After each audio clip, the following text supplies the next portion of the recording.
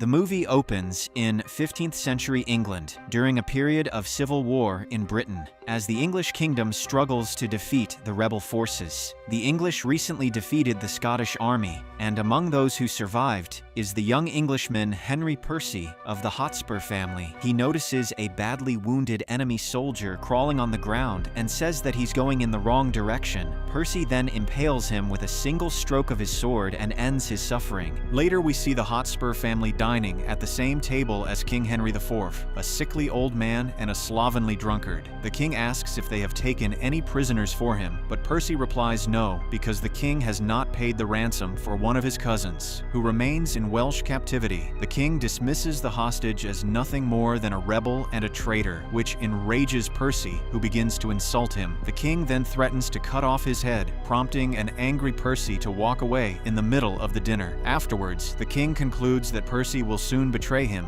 yet at the same time wishes his own son possessed such determination. Elsewhere, we see the king's eldest son, Henry V, who is disillusioned with the court and disgusted by its corruption and endless wars. So he avoids royal duties and spends his time drinking, brawling, and wandering the taverns with his friend Sir John Falstaff. One day, Henry is approached by a royal attendant who claims that the king is gravely ill and wishes to see his eldest son. But Henry shows no concern for his father and instead spends his time at the tavern having fun. The next morning, he is found sleeping beside a prostitute until John arrives and sends the woman away. John persuades Henry to pay his father a visit, warning he will regret it for the rest of his life if the king dies without speaking to him. Upon hearing this, Henry reluctantly agrees and makes his way to the court, where the assembled lords rise to greet him with a standing ovation. The king then declares that his time is running short and an heir must be named. Despite the fact that Henry is his eldest son, he refuses to give him the crown, stating that it will go to his younger brother, Thomas. Henry receives the news without surprise or disappointment, for he never desired the throne anyway. He also learns that Percy of the Hotspur family has turned traitor, and Thomas will lead the royal army into battle against him tomorrow. The next day, Thomas is seen preparing for battle with his army when Henry suddenly arrives and surprises everyone. He declares that he will end this conflict without needless bloodshed, for he does not wish to see his brother or countless men die. Henry then dispatches an emissary to Percy with a message challenging him to single combat. The message soon reaches Percy, who eagerly accepts the duel, even as his father pleads with him not to.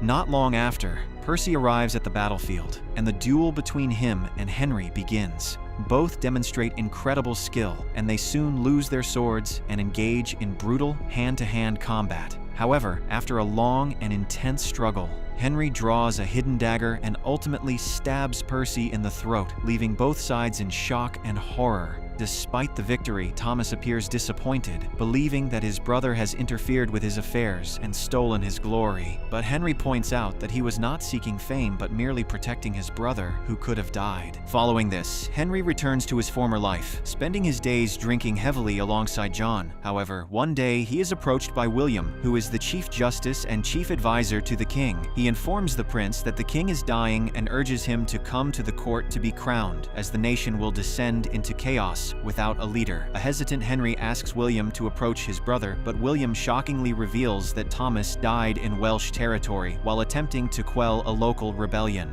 This fills Henry with anger, and he immediately heads to the castle, where he confronts his father on his deathbed. Calling him a monster, he pulls the blankets off the old man and is shocked to see his body covered in sores. Before he can express further anger, the king declares his final will and pleads with Henry to take the throne as the next king of England. Upon hearing this, all the royal staff kneel before their new king in a show of loyalty, and Henry has no choice but to accept the heavy responsibility. Soon after, the old king passes away, and Henry is proclaimed King of England. Some servants then go to Henry's quarters to retrieve his belongings and force John there to leave. John is shocked to learn that his friend has now become the king, but he's disappointed that he had to hear it from a servant. In the evening, a grand celebration is held to honor the new king, during which he is presented with gifts from European sovereigns allied with England. From the King of Bohemia, Henry receives a cup, which he in turn gives to his sister, the Queen of Denmark. The King of Venice sends a mechanical bird, which Henry gifts to his cousin, Cambridge. Then comes another gift from the French prince, which is just a toy ball. The crowd falls silent at the sight, but Henry doesn't make it a big deal and declares that he will keep this gift for himself. Afterward, William points out to Henry that the ball is actually an insult to the Kingdom of England and urges him to respond to this outrage. Henry, however, has no intention of waging war on France. Instead, he proposes putting aside their conflicts and seeking reconciliation between the two nations. He plans to govern in a manner opposite to his father's, and even suggests the payment of the ransom for Percy's cousin. The next day, Henry is visited by the Archbishop, who questions the legitimacy of Charles VI of France's reign. Henry could lay claim to it, and it turns out that France had always been his father's ambition, and they could continue on to Jerusalem after that. However, Henry refuses this suggestion and makes it clear that he has no intention of destroying the countries. While William praises his prudence, he also mentions how France mocks England and warns that the people are becoming resentful. Elsewhere, John is seen drinking in a tavern, where the innkeeper begins pressing him for money. She even mocks him, pointing out how his privileges have been stripped away now that his friend has become king. Days later, a French emissary is captured, and he confesses that he was sent by the King of France himself to attempt to assassinate Henry. In exchange for his confession, the emissary requests political asylum, which Henry grants by his own decree. This enrages the royal lords, who strongly urge Henry to wage war against France. However, the young king still refuses and instead writes a threatening letter to the French king. He warns that if France truly wants war with England, it must send troops rather than cowardly assassins. Henry even places several cannonballs in the same box that once carried the toy ball and sends it back. Soon, a message arrives from the French king, claiming that no assassins were sent, but the English royal lords refuse to believe him and continue to pressure Henry. One day, an envoy from the French king arrives and meets with Cambridge and another royal official, Lord Grey. The Frenchman seeks their support to turn against Henry, so the two men then report the visit to William, explaining what the French agent proposed. Lord Grey immediately voices concern that a drunkard and coward would make a poor ruler, while Cambridge doubts Henry's mental acuity. Next, William goes to meet Henry and explains the importance of making decisions that can be difficult but will unite the country. After much consideration, Henry returns to the palace and informs everyone that from that moment on, they will be at war with France. He entrusts Lord Grey and Cambridge with the task of delivering this message to the enemy. However, he also orders that their heads be executed the following day as punishment for conspiring against him.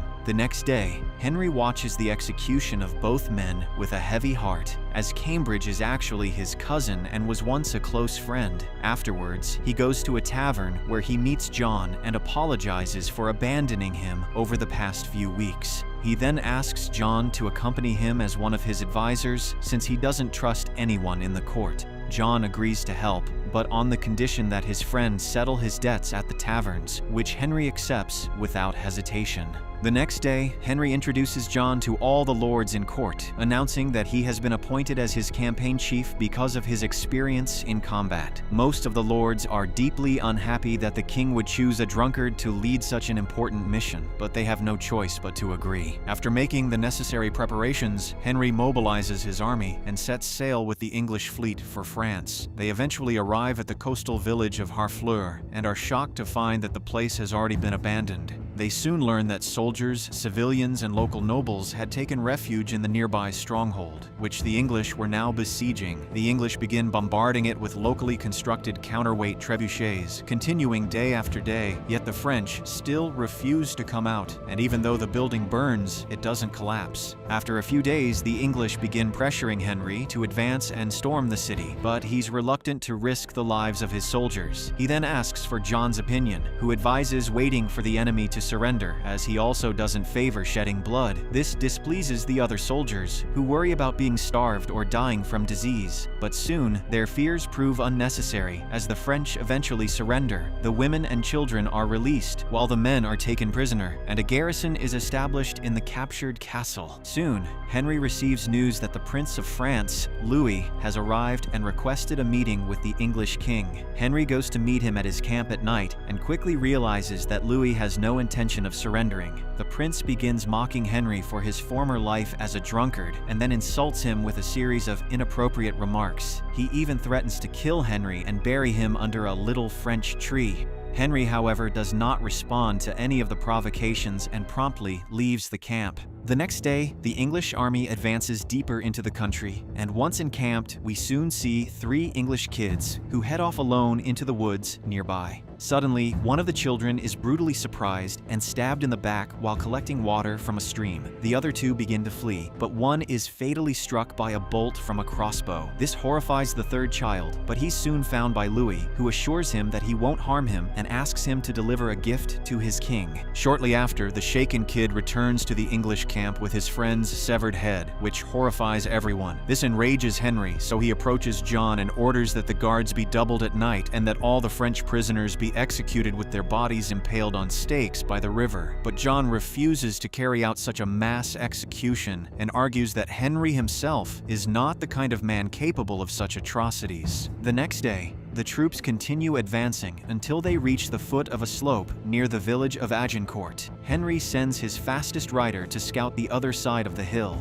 The young man obeys, and upon arriving, he finds a large number of French troops camped there. He soon returns to Henry and informs him that the French forces are much larger and occupy a better position. It turns out that most of the English soldiers are exhausted, and many are sick. So most of the lords suggest retreating so at least they won't have to sacrifice their men in vain. However, John suddenly intervenes with a plan that uses the weather to their advantage. He predicts that heavy rain will fall tonight, turning the ground into thick mud and making movement difficult for the heavily armored French soldiers. He suggests sending a small group of strong, heavily armed soldiers first to lure the French into the muddy area. This would be followed by a larger wave of faster troops who can move quickly on the slippery ground, while English archers on the sides fire longbows at the trapped enemy. Although most of the other advisors do not like the idea, Henry decides to follow John's plan, stating that if it rains, they will fight, and if it does not, they will return to England. Surprisingly,